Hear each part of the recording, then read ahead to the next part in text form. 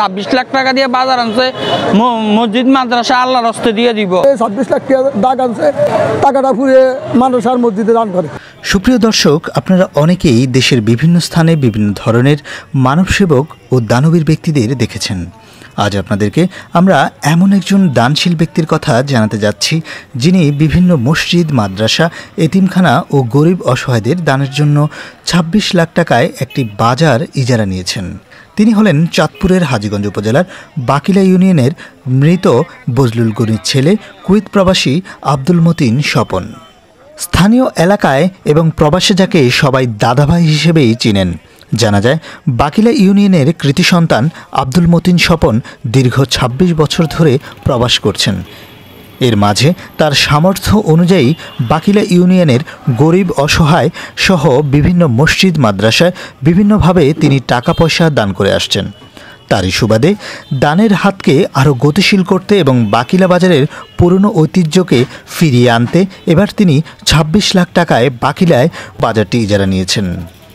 আর ইজারার সেই টাকা এবং সম্পূর্ণ লভ্যাংশ সহ যা আয় হবে তার পুরোটাই তিনি তার ইউনিয়নের বিভিন্ন মসজিদ, মাদ্রাসাতে দান করবেন বলে জানিয়েছেন স্থানীয়রা।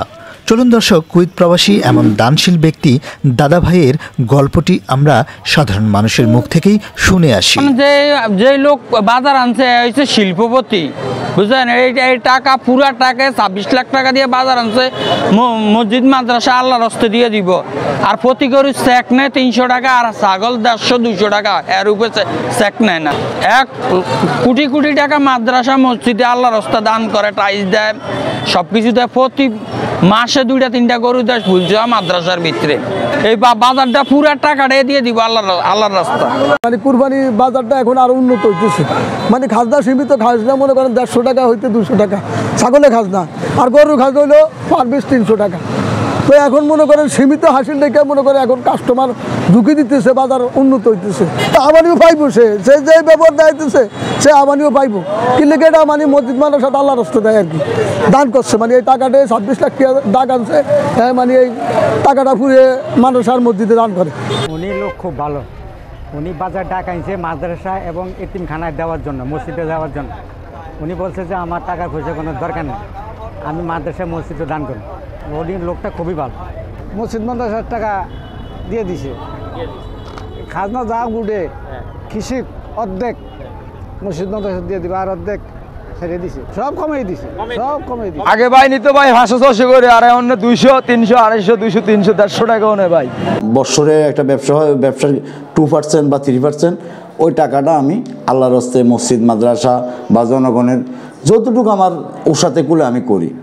আমার বাজারের উদ্দেশ্যটা হলো আমি বাজারে যে আমার বাজারের ঐতিহ্যটা আমি ফিরিয়ে আনতে চাই। ওই নামটা, ওই ঐতিহ্যটা আমি রাখতে চাই বা ধরে রাখতে চাই। আর বাকিটা ইজারাতে যে আমার যে বার্ষিক যে টাকাটা আসবে বা যে আমি খাজনা বা হাসিল উঠবে, আমি এটা আল্লাহর রাস্তে মসজিদ, মাদ্রাসায় বা গরিব মেয়েদের বিয়ার সাথীতে আমার যতটুকু আমি দিয়ে দিব। এটার কোনো আমি এই 26 লাখ টাকা পুরে আমি আল্লাহর রাস্তায় দিয়ে দিব। আমি আগেও ওয়াদা করছি, এখন আপনারা আসছেন, আমি এখনও ওই ওয়াদা করি যে 26 লাখ টাকা আমি আল্লাহর রাস্তায় দিয়েছি।